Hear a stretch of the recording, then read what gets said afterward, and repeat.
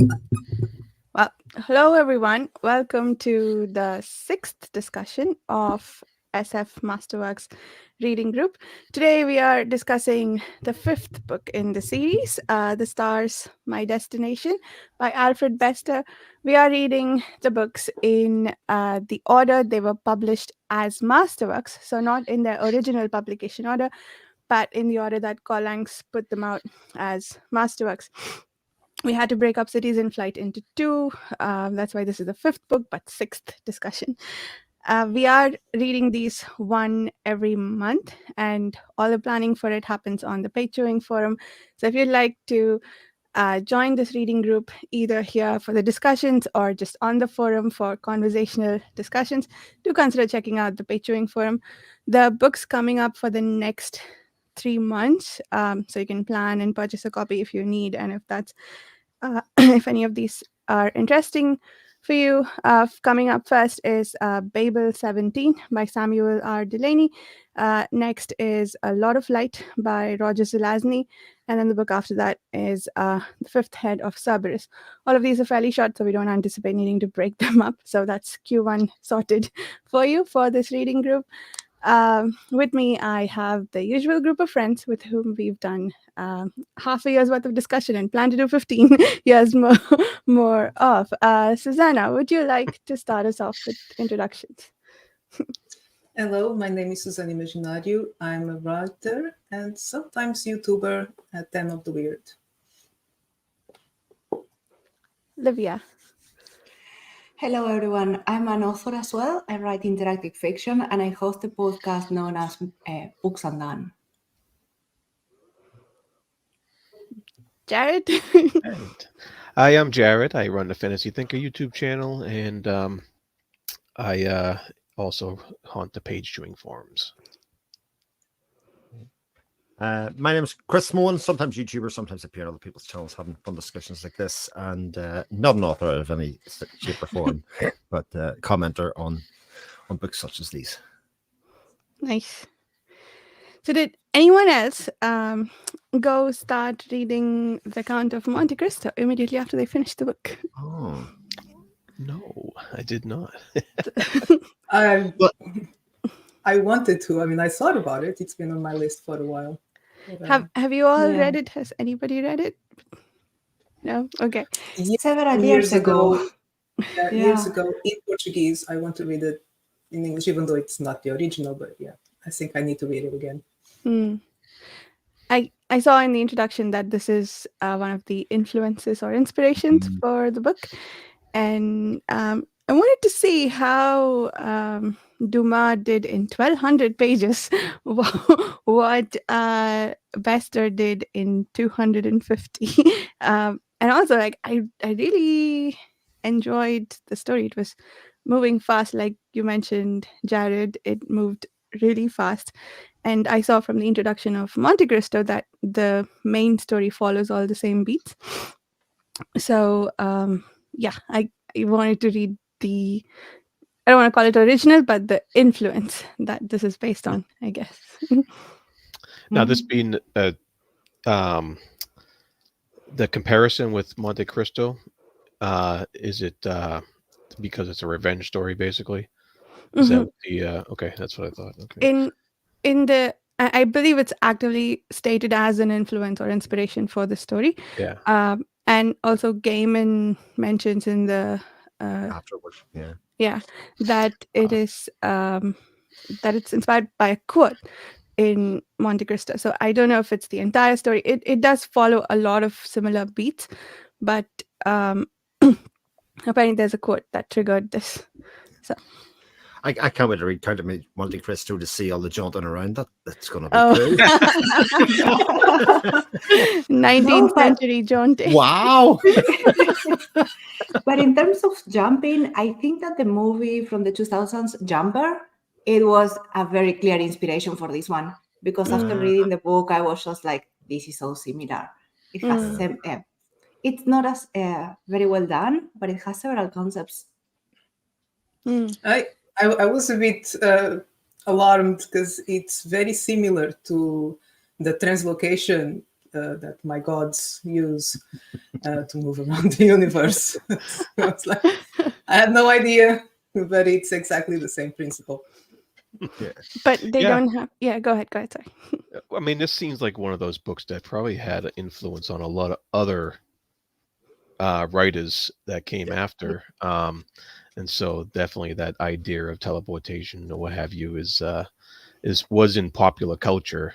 And I don't know if he is one of the originators of that idea or if he just took full advantage of it and it made it the center piece of his scientific idea, basically. Yeah, but even when you have that idea, I think that this book excels in the aftermath. You know, you have humans suddenly have this skill to jaunt, and it changed society. And I have seen, for example, the movie Jumper that I mentioned. It didn't touch on that. It was very light, and this one is actually all around the consequences of people suddenly having these skills and using it for the wrong reasons. Yeah. I think it's very interesting that I guess 1956, isn't it? The start of My Destination. It sort of uses a lot of the comic book superhero theory as its thing. So the jaunting only really happened under high pressure and high tension in the body, and the body could then perform to a higher level, obviously, than what it did. This kind of discovery of things, and like again, we've already talked about like films like Jumper, all that kind of stuff, but like the pervasiveness of this kind of story or these kind of ideas have kind of leaked through lots of different stories, whether in this genre directly or not. Yeah, but it definitely the idea that behind the jaunting has definitely changed society drastically. And so that was like he says in the prologue, and how everything occurred over the next 500 years once this ability was discovered. It's kind of I found it kind of funny that they had those jumping stations, the platforms where people would just jaunt in and out like almost like a Grand Central Station in a subway station or something like that. And I find that kind of amusing, that correlation there. Yeah, and the fact that they were calculated for the traffic on the different days. And what I also found interesting is how it changed architecture, and the houses and the distribution, because even the houses were different. They had no windows. They had this labyrinth to prevent people from jumping. And I thought that was ingenious, like one of those details that show that the world has been thought out and that the consequences of that new skill has been thought out. Yeah. And also, one other thing that I thought was really interesting in that aspect was time is now a luxury that the rich people can spend extravagantly. So instead of jaunting, which is considered not up to their class, they use trains or planes, and you take the longer means to travel because I suppose because they have the money and they can spend the time. Yeah, jaunting, so pedestrian, but Brilliant. Yeah, something interesting as well. Sorry, on that No, is go ahead. that they started classifying people. Humans and our need to classify everything, and depending on the distance they can jaunt. And I found that interesting because for the courier, he ensures that he has people that can jaunt, I think, 1,000 miles per jump or something like that. And the others looked like these desert beings that couldn't jump that far. So. Yeah. And our main character is classified in the beginning as not very remarkable, right? There is one other thing about society was we explored jaunting in a lot of detail. We talked about how, the author talks about how society changed throughout, but there's a lot of other things that happened in the or other things that we wouldn't recognize, right? Like full-fledged androids who do butler service for you and things like that.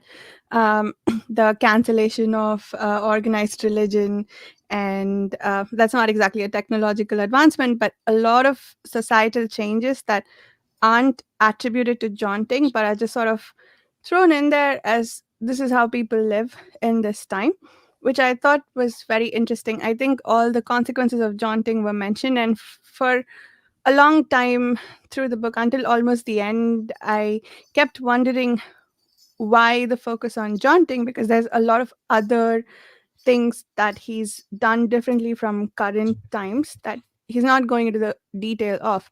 It became clear when the ending happened, but I thought that was an interesting approach, and I think I'm not sure if we saw a lot of it in Do Androids Dream of Electric Sheep, but I feel like PK Dick does that a lot in his books, where there's one aspect that we're exploring, but then there's so many other things that are also happening in society, Yeah. like doors that can talk and so on. I forget if that was in no, that was in Ubik, but yeah, I thought that was really interesting how that was done, because the other books they are that we've read so far, they were almost exclusively just explorations of the thing of the sci-fi concept that they are based around. Cities in Flight, definitely so, but it just like did the one thing and then it was stagnant from there on, didn't show any following societal advances other than like cities can fly because we have this anti-grav thing now. But Forever War, it showed how society changed, but the only technology thing it explored was the faster than light, or like relativistic speed travel. Yeah, that I thought that was just very interesting. Yeah, it's a common theme with all these books that they Mm-hmm. have their one thought idea, and that's what they explore. And Besta did give us some space travel, and he did give us other Yeah. aspects of stuff, but definitely was the one theme. His thought idea was the jaunting. Mm-hmm. Mm-hmm. That was just casually thrown in there that this is how people live now, right? Like the outer planets, and it had nothing to do. The settling of the outer planets had nothing to do with jaunting Right. because you cannot jaunt that far, which also was interesting. But it also talked about how Johnson did sort of affect the idea of trade, Mm. and it had sort of broke down the concept of trade.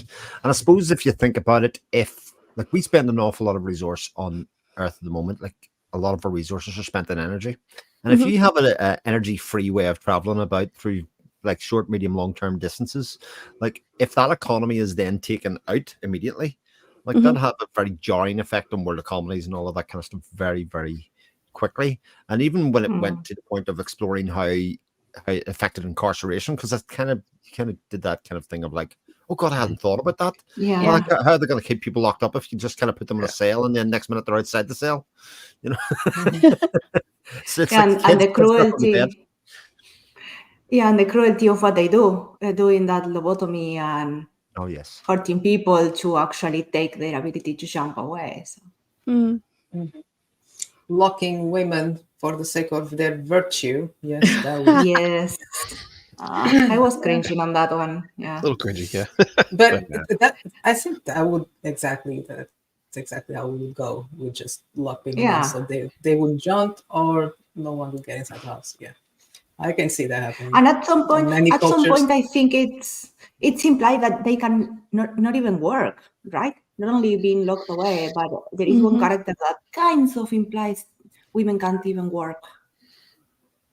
Yeah, I think Gully Foyle thought the captain of the ship that he was trying to find had to probably, the only way she could have captained it was if she dressed as a man. That seems to be his implication. There, I I agree about the societal breakdown and the consequences of trade over it. That absolutely makes sense and how he explored it. There was one thing that I felt was maybe sort of not just sort of brushed over and not dealt with in detail. He did say that you need to be able to you need to know a place very intimately to be able to jaunt to it or from it. Mhm. which means that the traditional means of travel have to still be there for you to know every place that you might ever want to go to so that you can join. So I would imagine that it would be like air flight now, that we don't always take a plane. We still, like, car and walking is still the primary means of travel. It's just some things we can do through air.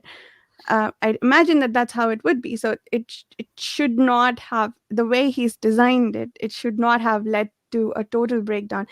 Wherever we went, it's like, oh, trains don't run anymore, buses don't. I don't know what he said about roadways, but your premise that we need to see a place should mean that you still, this the primary way of getting around cannot be jaunting. Yeah, that's a good point. It's kind of similar to how cell phones changed how we communicate. Mhm.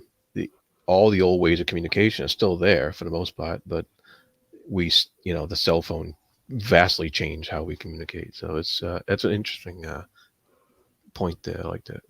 Mhm. Mhm.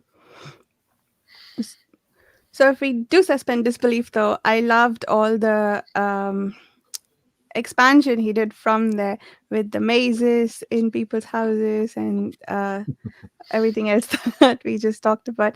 I thought that was a lot of detail that I really appreciated in the book. Yeah. Uh, did you all? Sorry, go ahead.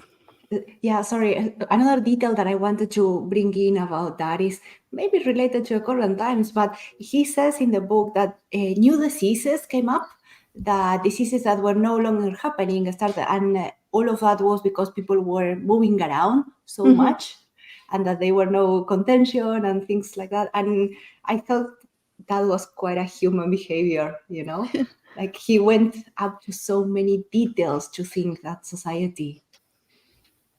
Mhm. Mhm. Yeah.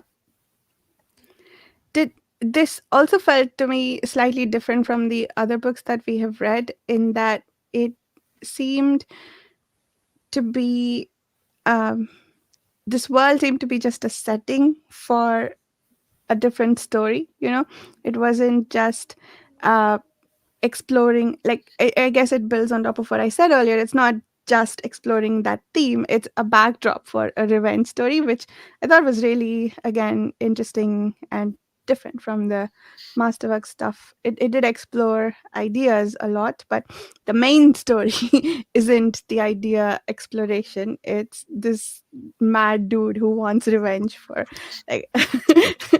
So he was something else. Yeah. I mean, So it very much was a case of the first couple of chapters set up a lot of the ideas and then parked it. It was like, Yeah. okay, there's our tool set that we're going to make our way around this book, and we're going to get into this, what is essentially like a road movie in a lot of ways, as he moves his point from place to place to kind of find out a bit more about where these people are, the people who perpetrated this ill that he thinks has been put on him, and that's really what the central part of that comes down to. And then about his relationships with a couple of people along the way that he uses and abuses and then steps clear of and then comes back around to, and that aspect of society, his single-mindedness in his cause. Yeah. Yeah, it really felt like an action movie, the way the way it was portrayed, and how because I was reading it, it kind of, the prose kind of put me in the mood to read it like an action movie. I wanted to read it quickly because I had to find out what kind of nonsense he was getting up to in the next chapter, because he was like, some of his decisions were so off the wall and crazy that you're like, what's he going to do next to go into his revenge phase? And some of the stuff he pulls off is it's a little crazy, because he, like, how he suddenly got this whole new identity, Yeah. and that seemed a little Yeah. a little too quickly done The in that circus. point, but it was just one crazy thing to the next. Like, whenever I ended a chapter, I was like, what And then it went to the next chapter, and he's doing something else equally as crazy as he did in the last chapter. And it gave me like this weird energy to keep going and keep finding out what he's going to be up to next. And I think Bester pulled that ability to draw you into the action off very well. Yeah, it was quite easy to read as well. Like it will just flow, the story. And sometimes it was borderline absurd. Like at the start, main character just wants to destroy the ship, as if until somebody tells him like, no, you actually have to go after the people. And he didn't realize. Yeah. Like he So I'll just blow up the That ship. was just like nothing, yeah. Oh yeah, he had a brute mentality. There was no doubt about that. Yeah.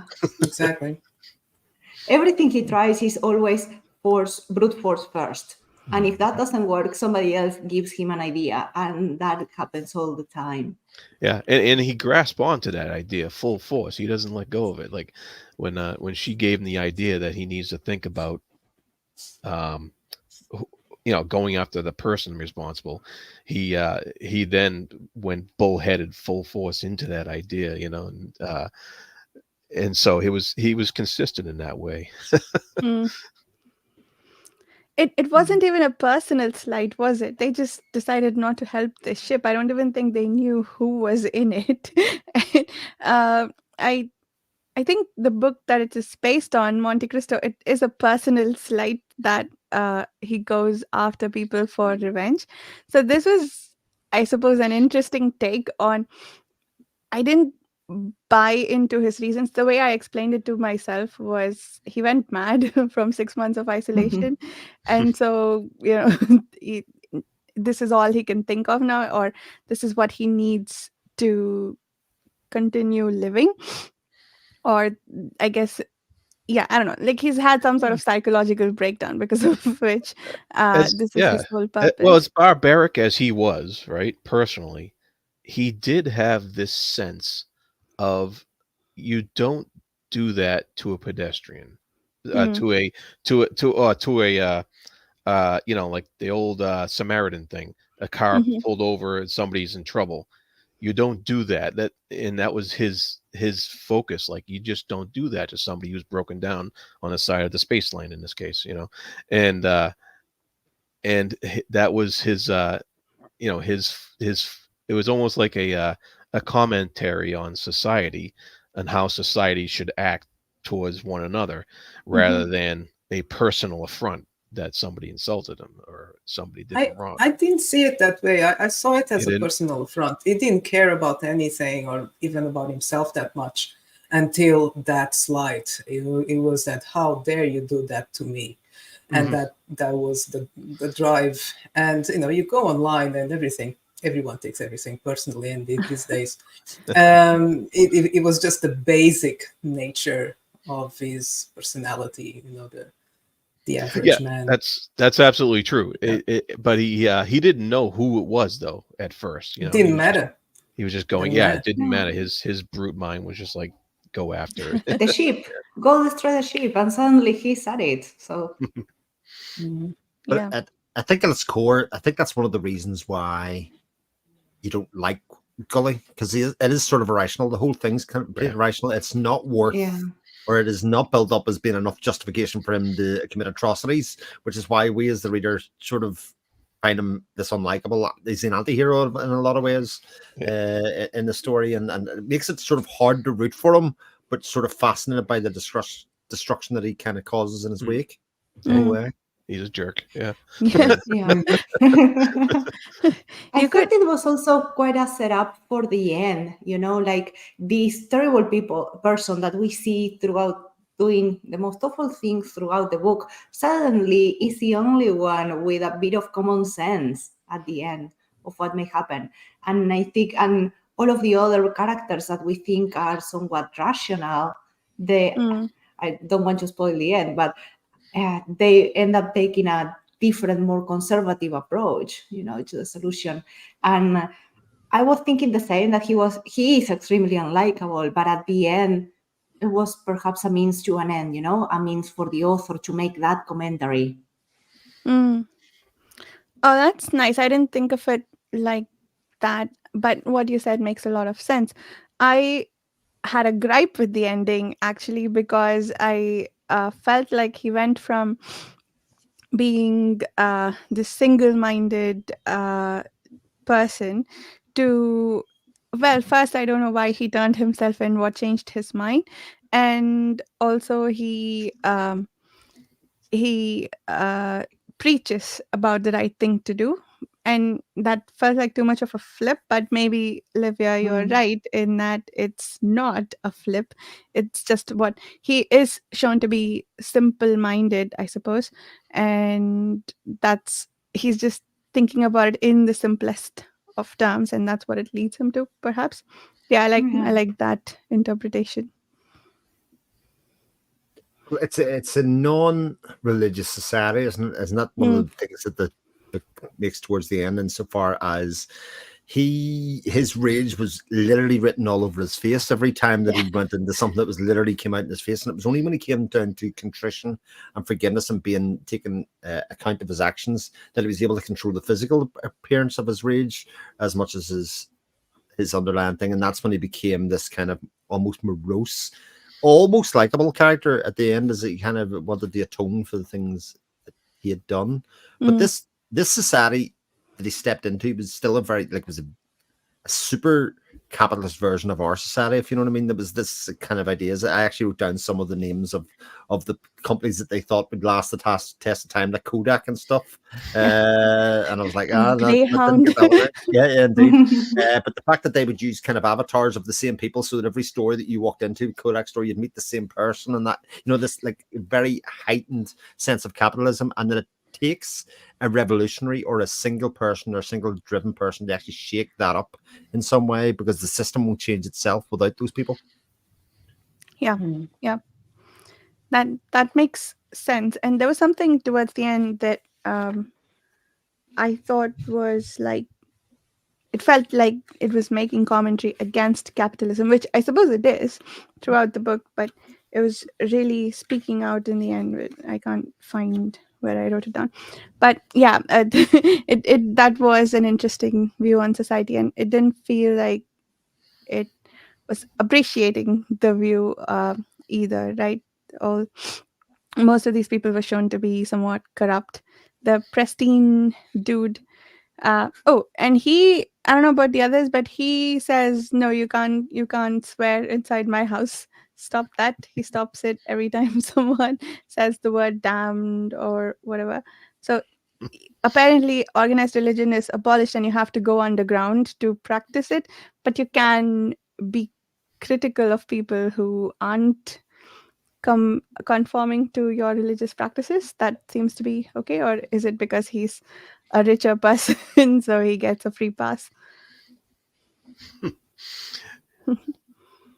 Yeah, that was interesting because he even explained at some point that the colloquialism that he used, like "God damn" or whatever it was, or no, Jesus Christ, right? He said a swear, That's right. and he was discussing it where that came from with one of the other characters, and and she had to explain it to him, like where that came from. And I found that interesting. And then but he also, um when he sees his burning self, he also equates that with the older ideas of religion, Mm, um Yeah. until the end we actually find out it was him. But yeah. I thought that was very interesting as well. Oh yeah, he does keep saying, I'm going to hell, I'm going Mhm. to hell, right? Yeah, yeah, Oh, yeah. I didn't realize Yeah. the incongruity of that in the non-religious society. Yeah, Yeah, that's cool. yeah. And he and of course whenever he was um captured and being interrogated. And I just love how he just kept repeating, "Go to hell, go to hell, go to hell," every time they asked him Yeah. a question. I thought that was hilarious. But Oh yeah.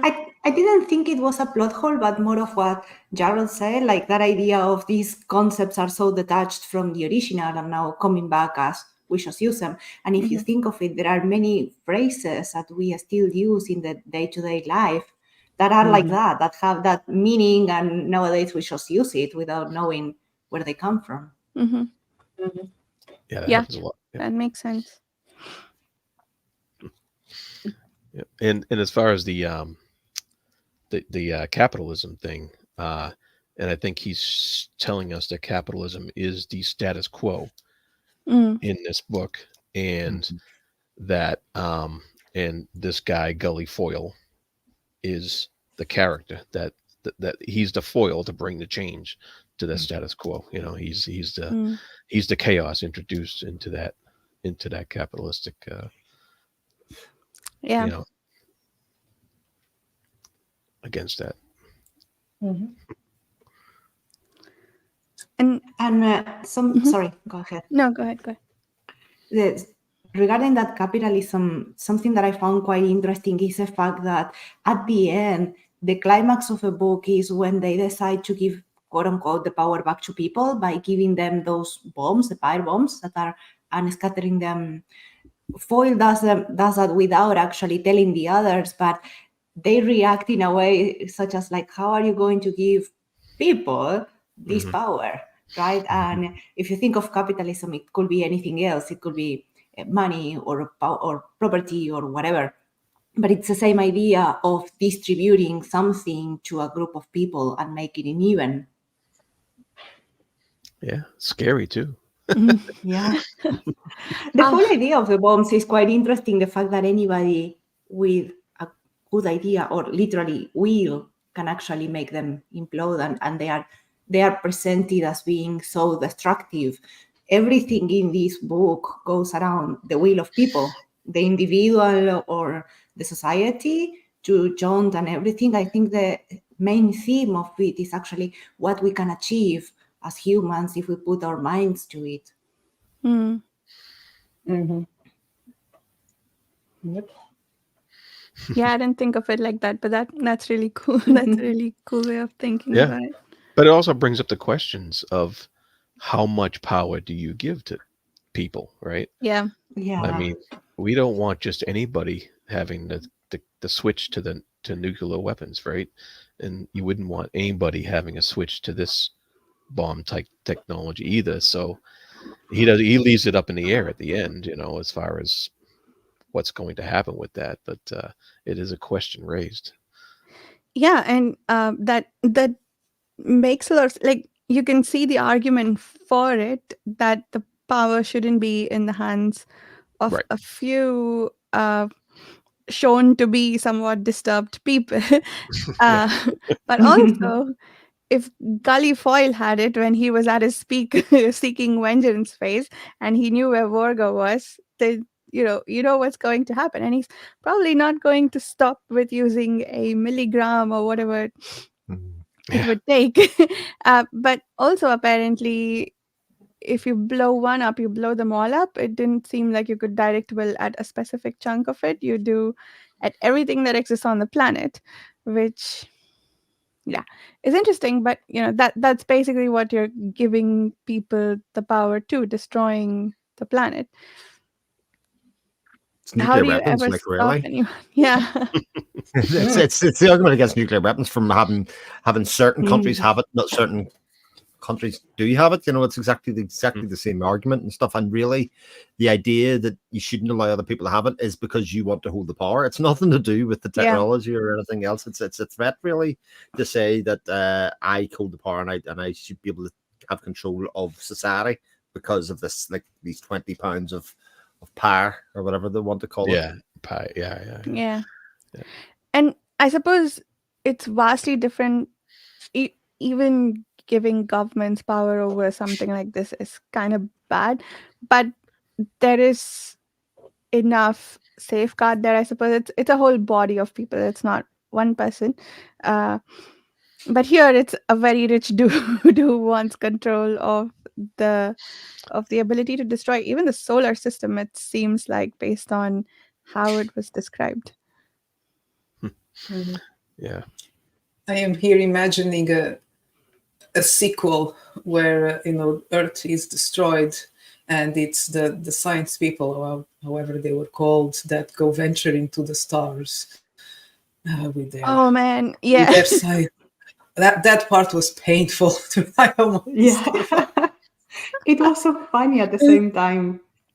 Oh, Yeah. it was scary and sad. But yeah, now I'm here imagining the sequel. That's what it is. Yeah. The sequel just finished playing in my head. It um Something about the science people that got me thinking is like how everything can be distorted by time, you yeah. know?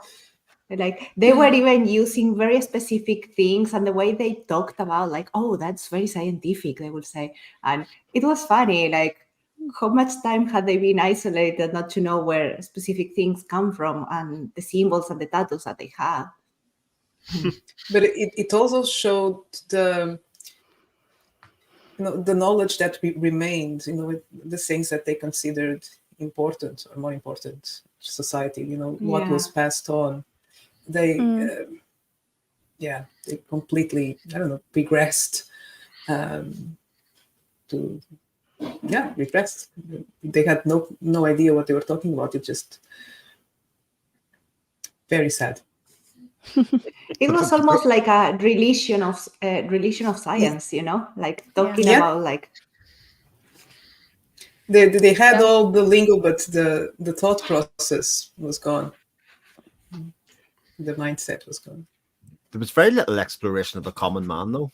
I mean, we didn't actually just get to see what state society was in terms of like its, the education of the people, even the kind of jobs the people did, on a day-to-day basis. What way society was doing. It was all done for this kind of high level, and then this rampaging idiot kind of going through the middle of it, kind of shaking it all up. So we didn't really get the sense of how smart society was or where it was evolved, what kind of evolved state it was at, other than it was sort of controlled by these mega corporations or otherwise, which looks like the way we're heading. Yeah, it does. Yeah. That's funny. It's kind of a digression, but why did they change the title? Because Tiger, it's a much better title, in my opinion. It fitted the story a lot better. The Stars My Destination. It made it sound like a very mild, slow, peaceful book, but no, it is. It doesn't stop. It's relentless. It's just one thing happening after the other, just pouncing from scene to subject to idea to. So yeah, Tiger, great name. I wonder if it was because it's quite a famous poem, if that makes sense. It has its own infamy within literature. But I did find it fascinating how he took the names of people from like the phone book, which I thought was brilliant. Like that's so good. anything is inspiration. Yeovil, Sheffield, like it's brilliant. It was like, oh, okay, these are all cities. Why?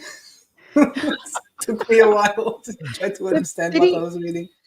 Did he not know he was picking city names, or were these cities named after last names that were prevalent at the time? No, I think it was very much just he made his way. He like picked the names of the places that he liked within the phone book, thinking he was kind of writing it for a non-British audience. I think is kind of what he thought, and he could use these what he thought was cool names like the Oval. I just think, how that becomes the virtue of interestingness or otherwise. But I just thought, but sort of put some people up in the pedestal. Somebody's written a really great piece of fiction here, or one that's very accepted, but yet he couldn't do names. He just got a phone book. Oh. That's funny. So is the author American? Is that why No, he picked I that think up? he's British. I think, or Oh. certainly was living in Britain when he wrote it. I think that was the thing. Because I was Yeah. sort of fascinated by that a little bit myself in terms of where it came from. Because obviously, Tiger being a British literary work. He was born in New York. There you He go. was born in New York, yeah. Yeah. Yeah, these things are interesting. Like, if you had asked me to guess if Naomi Novik was British, I would have said hell yes, but she's not, based on the Temeraire series. Yeah, he lived in New York for many years, then he went to Pennsylvania. So, Okay. Sort of Anglophile, fascinated by British place names. Then obviously, Yeah. yeah. It's what was I going to say? Yeah, I that the stars my destination was from the little nursery rhyme at the very That's end right. of the book there. Yeah. Yeah, Mm. but I didn't. Was it originally titled Tiger Tiger? Is that? It was. It was. Yeah. Okay, that's In cool. I didn't know that. in the Gaiman afterward, it says that in the magazine it was published as "The Stars My Destination," and then but the book was published as Tiger Tiger. At least that's what I interpreted. It doesn't say so explicitly. But then in the US, in UK it was Tiger Tiger, and then it was republished in the US under the original 1956 Galaxy magazine title, "The Stars My Destination." I suppose that was the original title for the magazine publication, and it feels like it gave away the ending a lot more than Tiger Tiger would have. Like I don't know how likely it was that I would have guessed um this dude's capability at the end, but with Tiger Tiger, but "The Stars My Destination" sort of makes it clear, if not gully foil, that someone can jaunt across space because because why else Yeah. is the book called that? um yeah, what did you guys think? It's also a Yeah. very sci-fi sounding name. Like Tiger Yeah. Tiger isn't, Stars My Destination is very aspirationally kind of looking upwards and outwards, which I'd say a lot of those published stories were trying to Yeah, yeah, give you to think, to get you to read them. yeah. The sci-fi titles are very poetic. I think a lot of them I tend to like them a lot more than the fantasy titles for some reason. Like the Ada Palmer series, she has two, like the lightning, and then perhaps the stars, I think, is the last book. Mhm. I love the names. Well, uh, like the Becky Chambers books and stuff like that very much oh play on yeah, that idea as well, the Long Way to the Lonely Planet and all of that kind of yeah, stuff. yeah. They send a riff on these very classic Mm. sci-fi titles from the 50s, 60s. Oh, I see. Yeah, that's really good. I love the titles of Becky Chambers Yeah, books. amazing. um, Beautifully done. A question I have, probably best for Jared, because this book, more so than any of the other books that we've read so far, remind me much more of the pulpy sci-fi kind of like lower rent kind of sci-fi that was about that time. It was definitely had more of a feel of that, and I know you've read some of those, much more than I have. What I would call the Hardy Boys style versions of sci-fi, in some ways. This might be not proper. I didn't think this was particularly well written, and I know from like hearing like Moy did Media Death Cult's review, he thought it was. I found a lot of the action very, like, compared to modern like style. I think that's probably because we see an awful lot more of this kind of stuff in movies, where this wouldn't have happened obviously in movies at the time. I found a lot of the action a bit kind of ham-fisted for a lot of it, or it was very kind of small in scale, whereas if it was written today, it would have been written very differently. I mean, I think the action scenes in here relate very much to the pulp Yeah. the pulp magazines of the not Weird Tales, but the other ones that were coming out in the 30s and Yeah. 40s probably. And he probably had a big influence from those. This style is very much in tune with those type of magazines. But I didn't find it any lacking as far as the action scenes. I mean, it's dated, but I I don't know. I kind of enjoyed it. I'm not really big into some of the more. I mean, I haven't read a lot of action novels, modern ones, but I don't prefer over description in action scenes, like when there's been a lot of over description of gun battles and sword fights that have just gone on and on and on. And I just feel like that could be. I always feel like it could be a bit more economical in some of the Yeah. more modern writing that when it comes to action scenes. But that's a generalization. I mean, I didn't have a problem with it. I really I kind of dug it because I kind of liked his need to make you turn the page and find out what Keep going, happened next. Yeah. So Yeah. Interesting. I think it's also more of an element of these sci-fi masterworks. They were more focused on the theme and the things that they were exploring, and the rest of it's just a context, you know. And you may have long expositions or scenes related to the theme of a book, and the rest is just very small. Sorry, that's my cat. He wants to be on YouTube.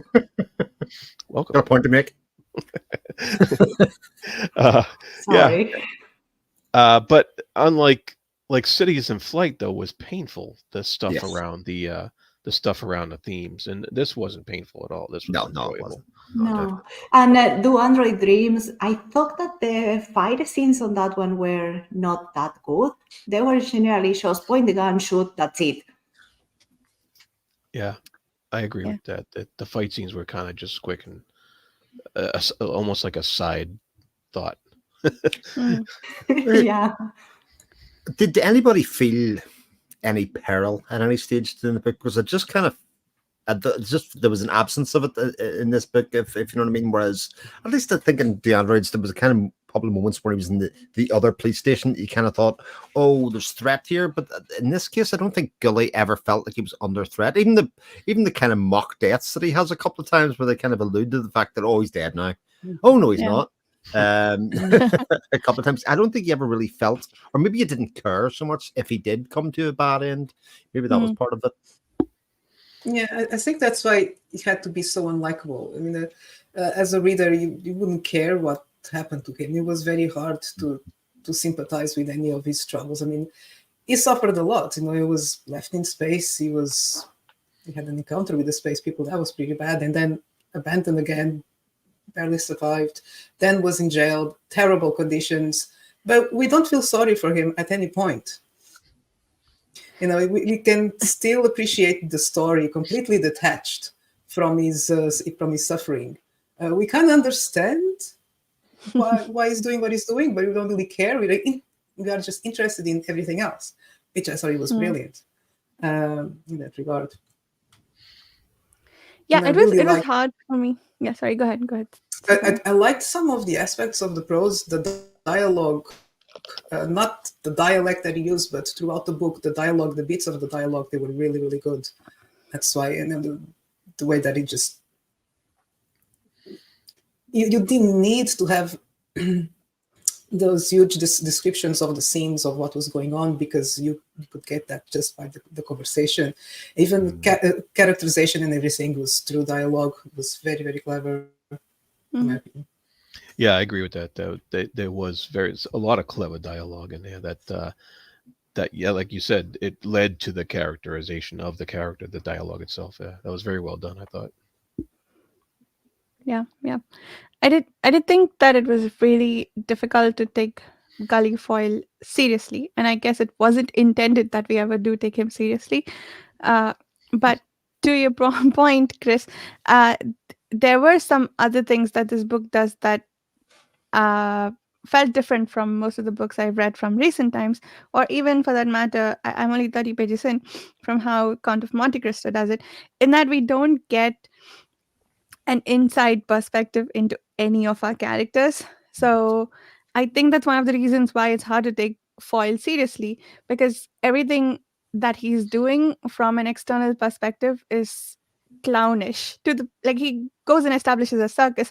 It's meant to be clownish, but it's hard to get behind, and I don't think it's necessary that we do anything or understand anything about what he's about, because we don't get an inside perspective into why he's doing what he is.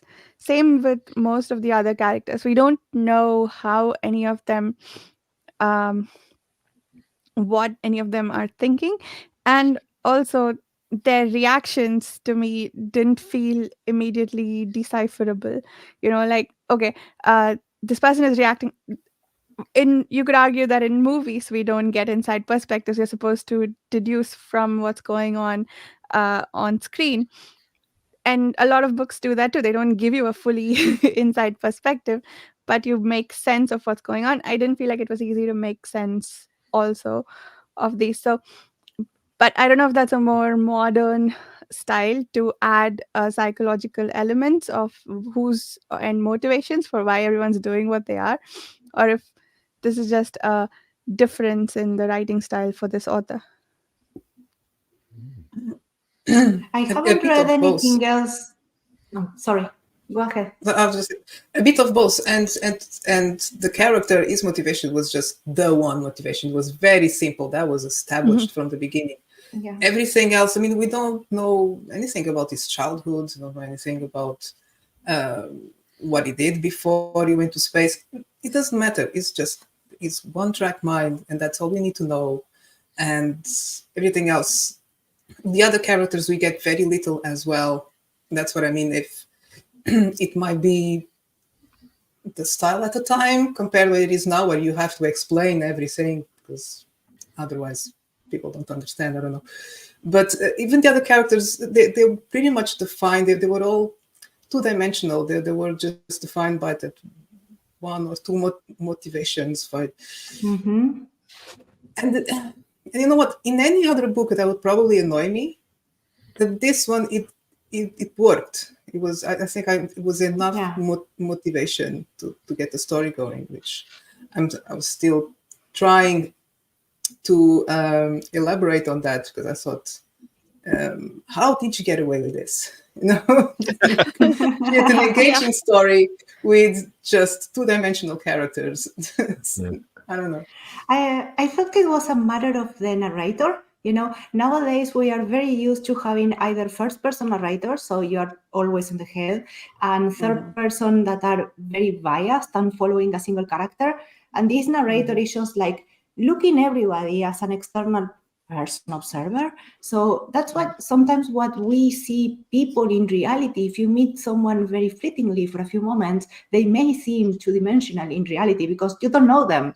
And this narrator is the same. It's like an observer following everybody, and that's it. It's not fully omnipresent narrator, but just kind of like an arrow one. And I thought the same. It worked for this story because the characters weren't that relevant. Everything else was.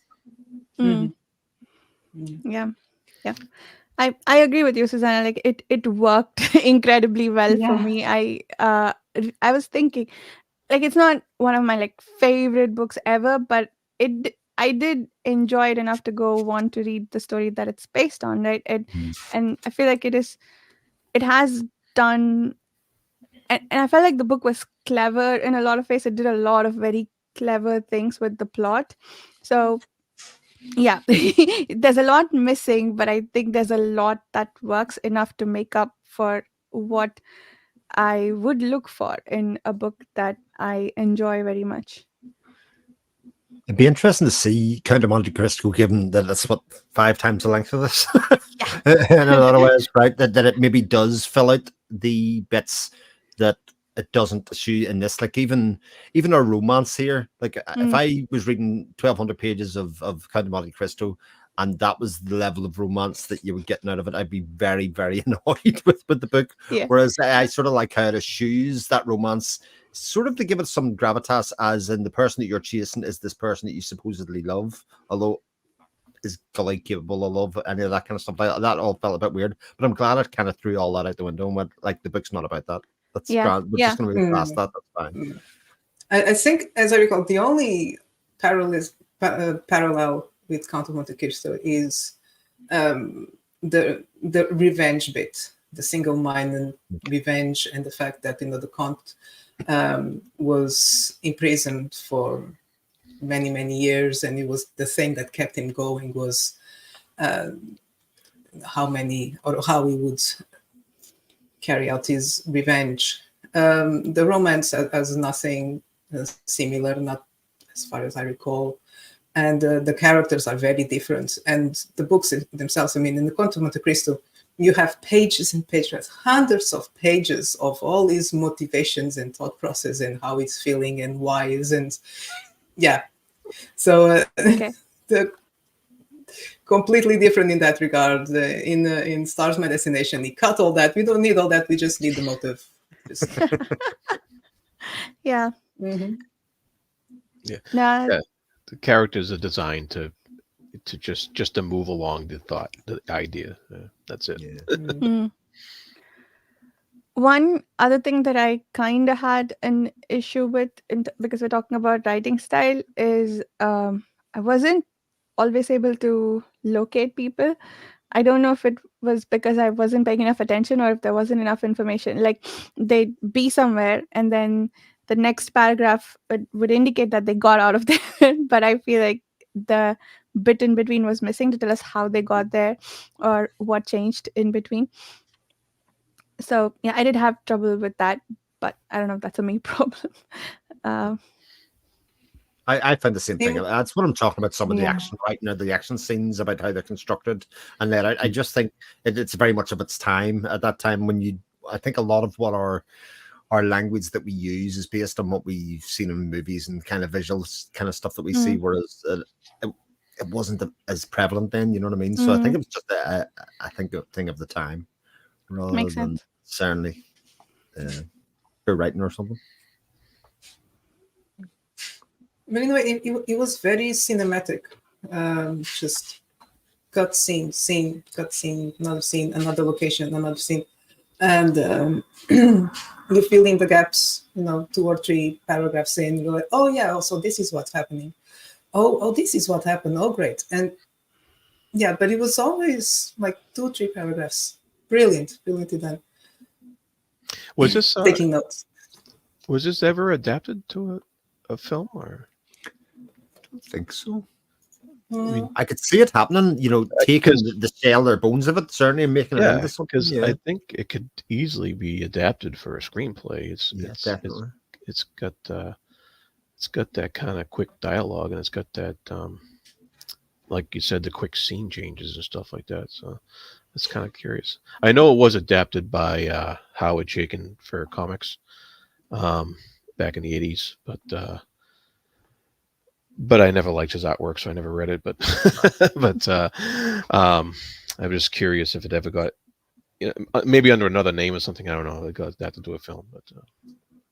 I mean, there are many aspects in the story that we recognize, like the jumper, etc. Right. Yeah. So I guess so much has been picked and adapted, but I can't recall any movie or story that follows that exact character and pattern.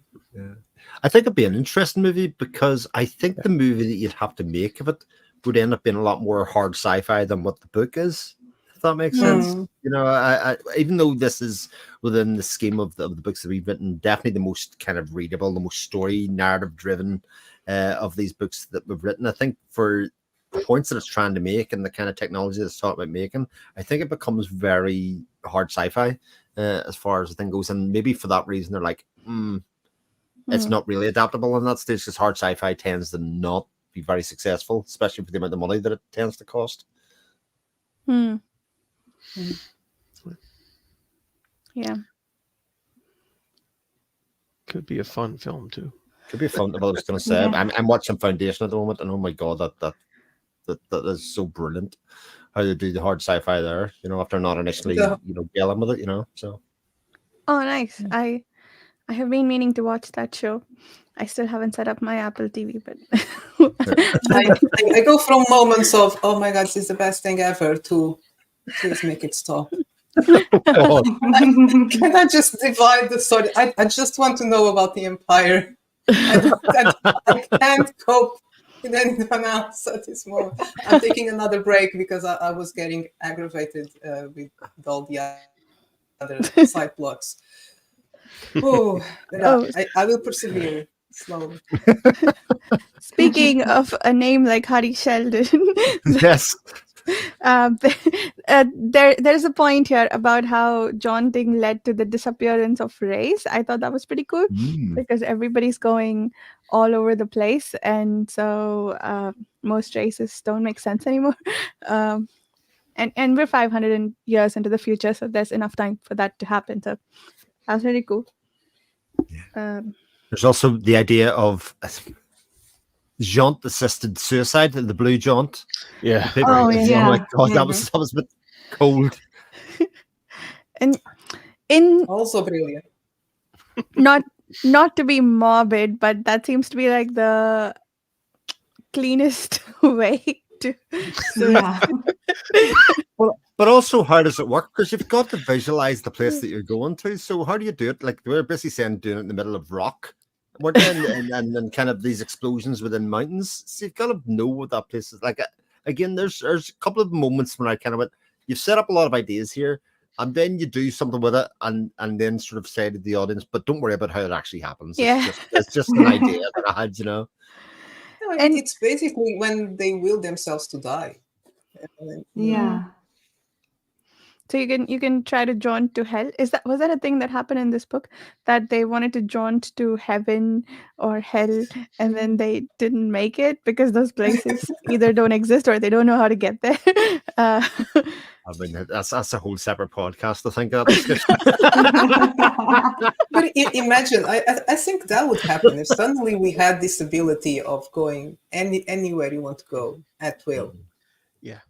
People would end up in Yeah, very I strange think places. the population will be Yeah. decimated.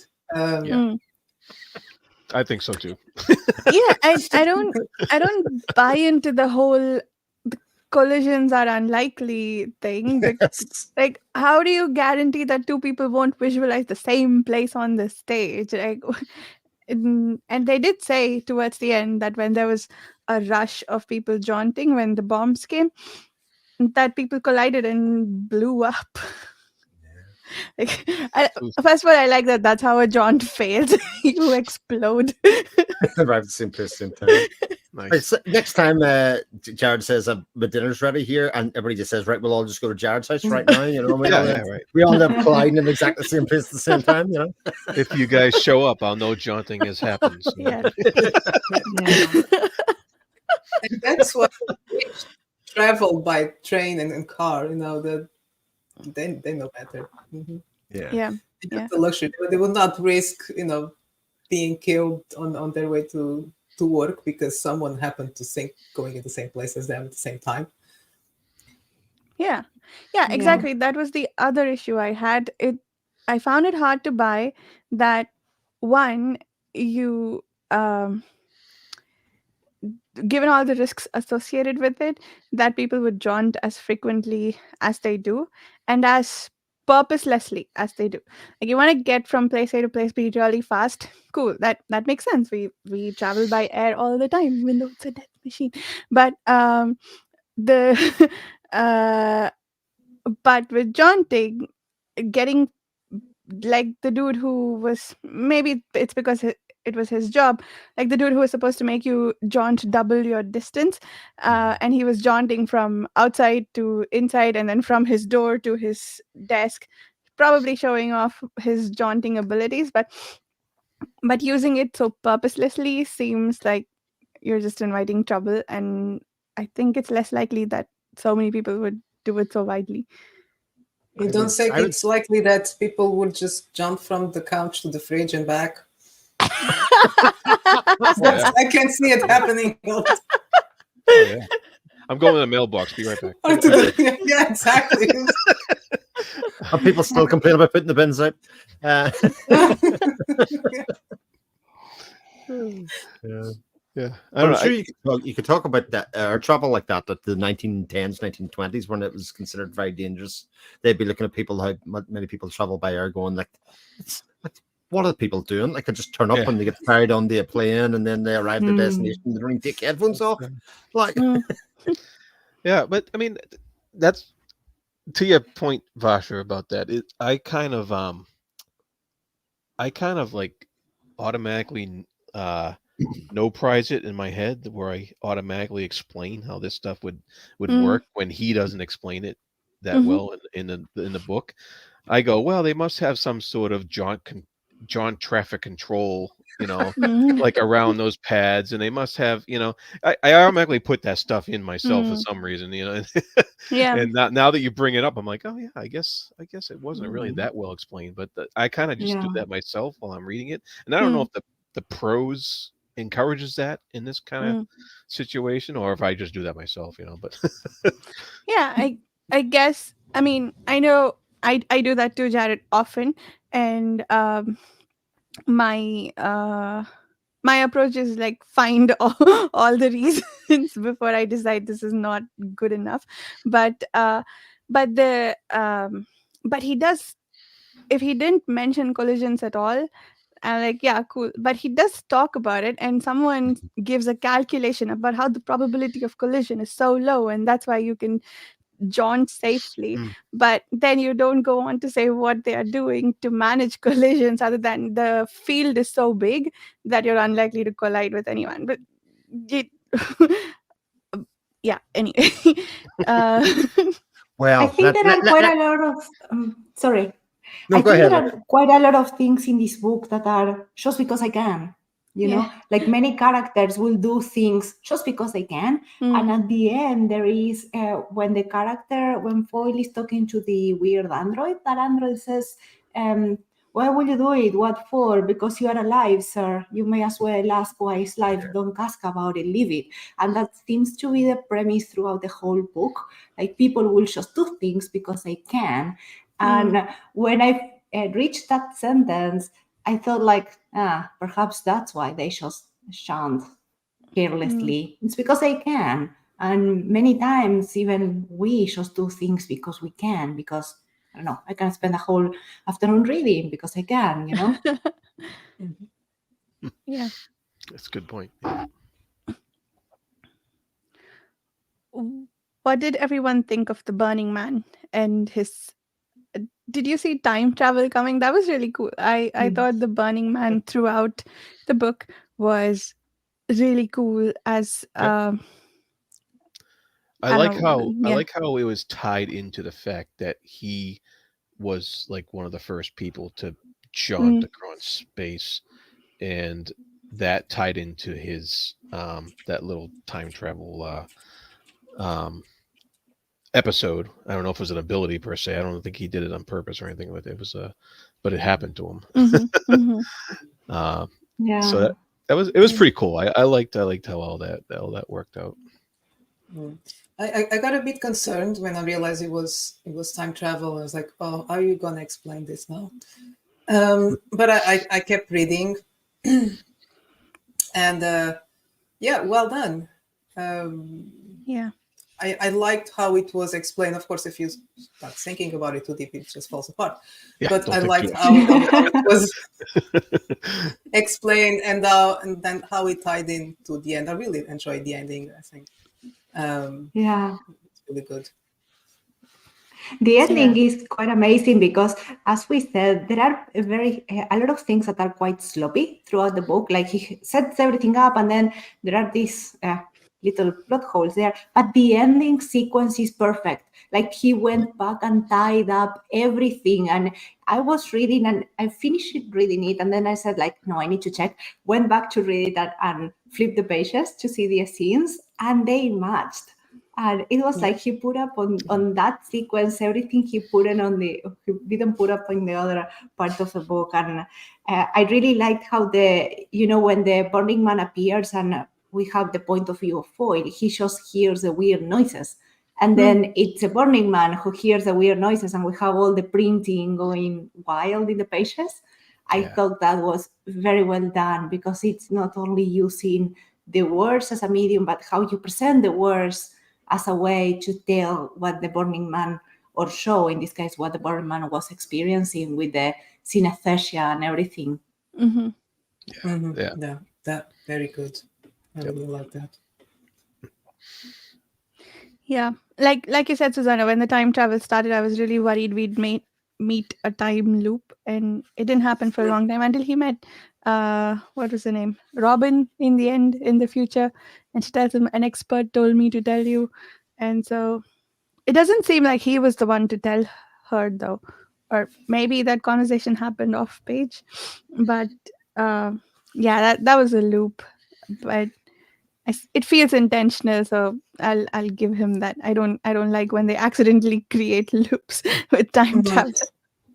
And like Livia said, it was very well thought of. I mean, he knew exactly what he was doing. It didn't just come up. Oh, wouldn't it be cool if he could time travel as well? Yeah. It was a very well thought book. Wow. Where does this rank among the books we've read so far? Hmm. Number 3, I think. Let's start from me. Number 4 Yeah. for me. Number 4. 4. Yeah. You don't need to ask what 5 is. It's fine. I feel like 5 is the same for all. That might be universal. Yeah. It ranks higher than Do Androids Dream with the Electric Sheep. I was very disappointed with that one. Oh, So- interesting. I think my order is I'd probably put Forever War and Androids together. This one and I Am Legend together. I don't think I can choose between the two. Yeah. And then Cities in Flight will probably stay bottom of the pile until I find a book worse than it. That's going to be, you'll have to rename, rather than this, the SF Masterworks read along series, it's going to be the quest to find a book worse than Cities in Flight. Oh my. I like that. Gives us purpose and motivation. Inspired Yes. by Gully Foy. Inspired by Gully Foyle. It was quite funny because I get bought a few of the books for Christmas, but my wife would try to pick up a few things, and then I'm looking at the list going, oh, that book, thanks for that. That's on 2031. We're going to get to that book on. That's thanks for the present, you know. For 2031. Yeah. Oh boy. Oh, that's so cool. Planning ahead. Yeah. So we got to read at least until 2031 because you have the book now. At least. Yeah, there you go. All right. I guess we already talked about the pyre or pyre thing. Yeah, again, like that was one of the things which I guess I had this issue with Cities in Flight, that you just throw something world or universe destroying in there casually like that. That's fine, you know. we just made something that if you think at it can destroy the world and maybe the universe if you have enough, or the well, maybe not the universe, he didn't go that far, but the solar system if you have enough of it. But do you think I found that was inserted like unnecessarily at that point? And then I start thinking about it. Do you think it's an analogy to Jaunting itself? Because you have this power that it's exerted at will. And I thought it was more for sorry, I'm very disjointed. Can't articulate anything today. I thought it was more to kind of reinforce the point of how Jaunting could destroy humanity, because it's the same principle. It's activated by will. And we've been talking about of all the ways that it could go wrong. Imagine if everyone could suddenly jaunt how far they wanted to go and jaunt into space, into the moon. It's a similar destructive power that shouldn't. Maybe that's the message. That people are not prepared to deal with that sort of power responsibly. Yeah. I wonder if it's similar to like he seems to be playing with the idea that we get these new things introduced to humanity and we have to learn how to use them. And that probably comes from that 1950s fear of nuclear weapons. We have this new toy that we need to learn how to play with, or else, we're going to blow ourselves up. And so maybe Jaunting is his also version of that. And now this new toy introduced into the narrative. Yeah, I like that. I like that perspective or interpretation of this destructive element. Because some of the worlds that I don't know if he's quite making this point, but it seems like a good interpretation. Some of the worlds that Gully ends up on when he's trying to find his way in the space-time curvature, there is some of the planets that he ends up on have life that's just beginning, right? And if humans end up there, they could destroy the potential life that's forming, or they can learn to live with it if they choose to go there even. So yeah, what you said, Susanna, makes a lot of sense, that like you go out that far, everything you do, you need to do responsibly. Yeah. But it's also like a MacGuffin of sorts, because they keep on alluding to it and they think, well, what is it? What is it? And at a certain point, even the author's like, it doesn't matter. Yeah. It doesn't matter what it is. It's just a thing. It's a dangerous thing. Just kind of Yeah. worry about it. It's your, your vibranium, your unobtainium, whatever it is. Unobtainium. Is that a real metal in one of the superhero comics? No? Okay, nice. No. I love that. I mean, I'd even forgotten about it because I at some point I started thinking that all the millionaires were after Gully because they wanted the money, which, yeah, once he spent it all on his circus, there's no point looking for him anymore. But yeah, it wasn't that they needed the pyre. Oh, wow. Any other topics that we should cover? I think we're good. Cool. Book 5 in the vaults. Yes. Mhm. 5 done. About 70 to go, I think. But Nice. no, there's a lot more. There's 170. Yeah. But yeah, this was a good one. We had 2 good books after the debacle that was Cities in Flight. I want to see when I went and finished it. I did. I would. I don't know. I don't DNF unless something really problematic happens in a book. But I finished it. It wasn't worth it. You all were right to warn me. The last page is pretty good. I definitely have to give it some credit. The last page isn't bad. The last page, yeah, it's not bad. The last Because page it's the last one. Good ideas yeah, there. and also, he blows up. He blows up. That's great.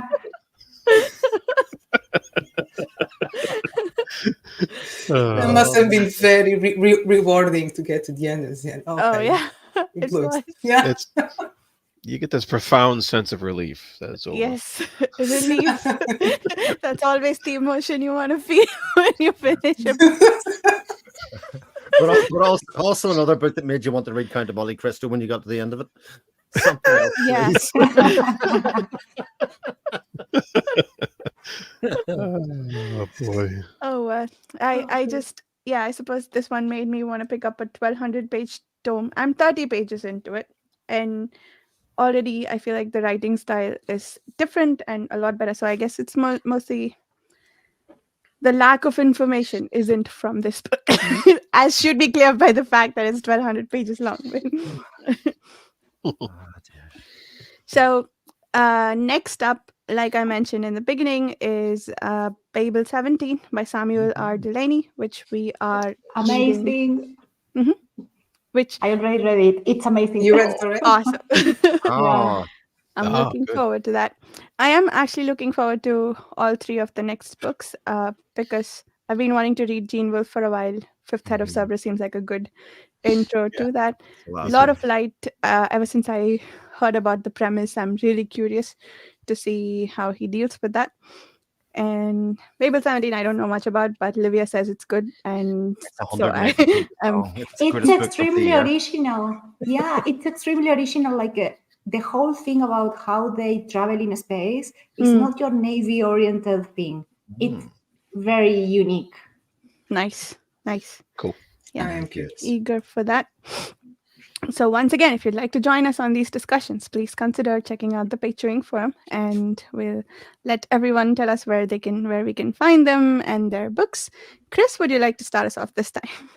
Yeah, my name's Chris Moore. You can find me on my YouTube channel where I mainly talk about movies at the moment. Although I should have a top 5-ish books of the year thing coming in the next couple of days.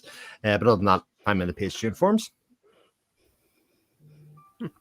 My next Jared at the Fantasy Thinker YouTube. I did my top 5 a day ago, so Good. um, Nice. and you can find me in the page chewing forums as well. And Livia. Yeah, I'm Livia. Thank you. And I host a Books and Down podcast. You can find it on YouTube and almost every other platform. I'm on Twitter, Threads, and Instagram as Livia J. Elliot, and also on the page chewing forums. And my stories are available in Android for now and having news coming soon. Nice. I usually on page chewing forums and X, and you can find my books pretty much everywhere. They are now on sale on Amazon for the next couple of days. The ebooks only 99 cents each. So go grab them. Nice. Go check them out. And you can find me on my YouTube channel, Reading by the Rainy Mountain. And I hang out on the Page Chewing forum all the time, where apparently my new name is The Disruptor. So we will see everyone in a month. Thank you so much for watching or listening. Bye.